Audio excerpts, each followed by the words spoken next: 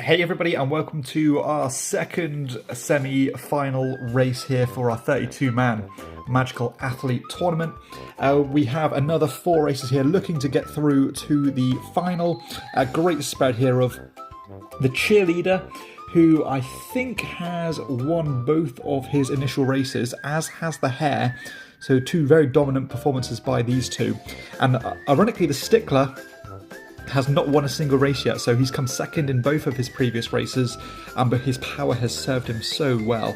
And of course the very steady Dice Monger, who will allow people to roll or take re-rolls. But let's quickly run through the powers one more time.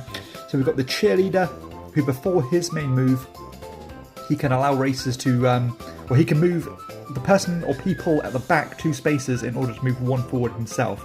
And he can use the power on himself, which is very helpful for him. The Hare, who gets a +2 movement as long as he is not exclusively in the lead. We have the Stickler, who means that everybody else has to roll exactly the right number in order to cross the finish line, so you cannot have any overspill. And I should have said with the Hare, if he is in the lead by himself, he completely forsakes his action. And finally, the Dice Monger, who allows others to take a reroll, but if they do, he gets a +1, or +1 move. But he can actually take a reroll for himself, but he does not get that +1 movement if he opts to do that.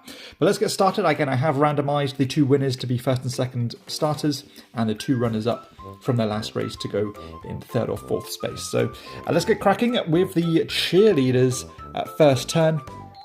I don't think he's going to help everybody for the first round. I think that's a bit pointless. He's only going to get 1 advantage. Let's see what else he does instead. So he's going to take a 2.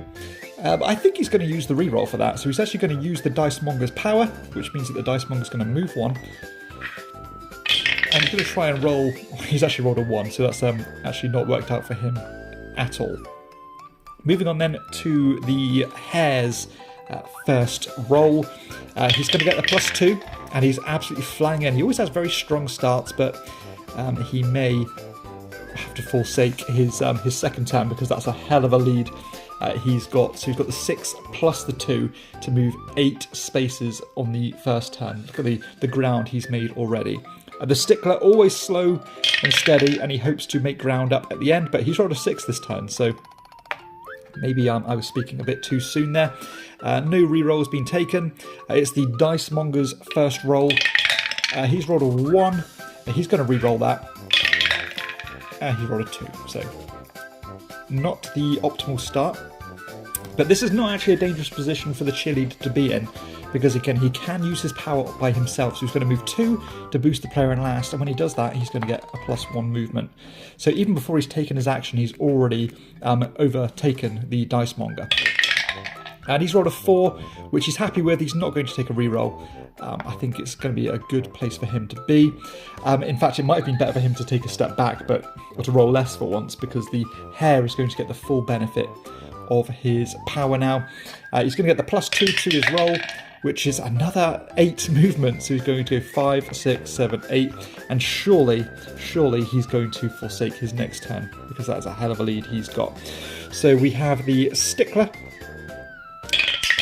If he can stay steady, 1, 2, 3, 4, which he is doing, he can, again, hopefully rely on his power to get him and secure him that second place.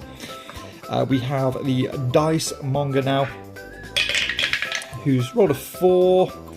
Yeah, he's not going to do any re-rolls. He's just going to try and stay in it rather than risk rolling lower than that. So the Cheerleader, I don't think he's going to use his power to help the Dice Monger. I think he just needs to rely on good steady dice rolls. At this stage, he's rolled a 3, which I think he's going to keep, because again, he still has good opportunity in the final stretch to use his power to catch up if he needs to. The Hare is going to completely forsake his turn. He just made too much progress too soon.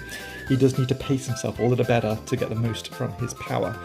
Now the Stickler, again the wild card in this race, he's just going to go slow and steady, or no, at least steady, to stay in and secure second place there by rolling a 4.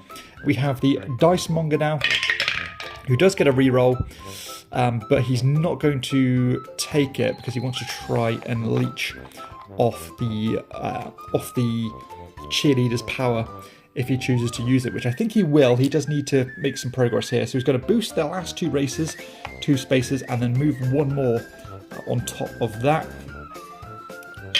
And for his normal roll, he's rolled a 5, which is a great turn for him. Made a lot of progress. I think 8 spaces in a single turn is always going to be good. And it's better news for the hare because the hare can now move again without being too close to the finish line. So not great. Is he going to take the reroll? I think he is going to take the reroll. In fact, he's not going to take the reroll because he wants to keep making progress. So he's rolled a 2 plus the 2 bonus, which is a 4 to give him a very narrow lead, which is what he wants at this stage. It's not quite enough to finish, but maybe in a turn or 2 he can just squeeze the win. So it's on to the Stickler's turn. He's rolled a 5. He's doing a really solid performance from the Stickler, because normally he falls behind and he has to rely on people rolling the right thing in order to make that ground up. This one, he's actually staying in the mix of winning, so he's definitely serious about winning this tournament. We have the Dice Monger, who of course is going to take a reroll on a 1. He's rolled a 4, which is not too bad. So after equal rolls, there's very, very close here. We are on that final stretch. Definitely everybody wanting to get through to the final to join the Scoocher and the Magician. So the cheerleader's turn. He's not going to use his power because he doesn't want to boost the Dice Monger any further. He's going to rely on a good roll instead, and he's got that good roll, and he's right back. Got a great chance of winning the race here. And the hare gets to use the full potency of his ability. He's rolled a 2. He's not happy with that. He's going to boost the take a reroll by boosting the Dice Monger 1. And he's rolled a 1 this time, so he's going to go 1, 2, 3. Still not over for him, because he does get that extra movement. He can still actually win from this position. We have the Stickler's turn. Another 6. Absolutely fantastic for the Stickler.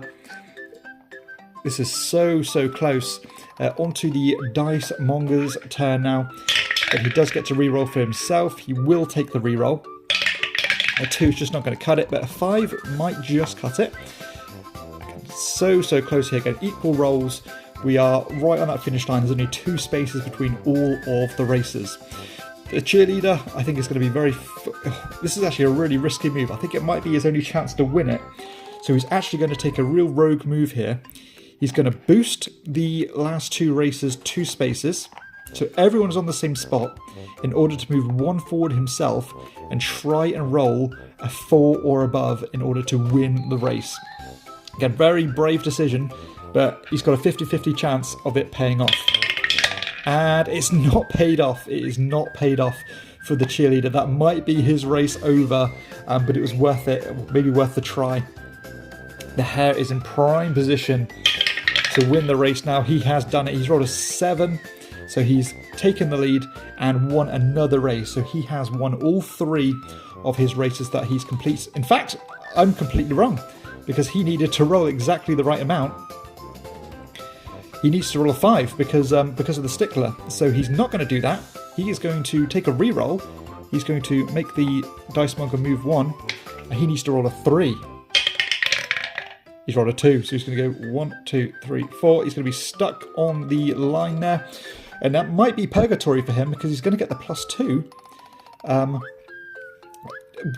But the Stickler is going to give him... Well, he needs to roll the exact right amount. So that could be a lot of trouble for the hare. It's the Stickler's turn now. The Stickler's rolled a 2, which is not quite good enough. The Dice Monger... in fact, the Stickler, I think, is going to take a reroll. So he's going to take a reroll. He's going to move the Dice Monger along 1. And he's going to roll again.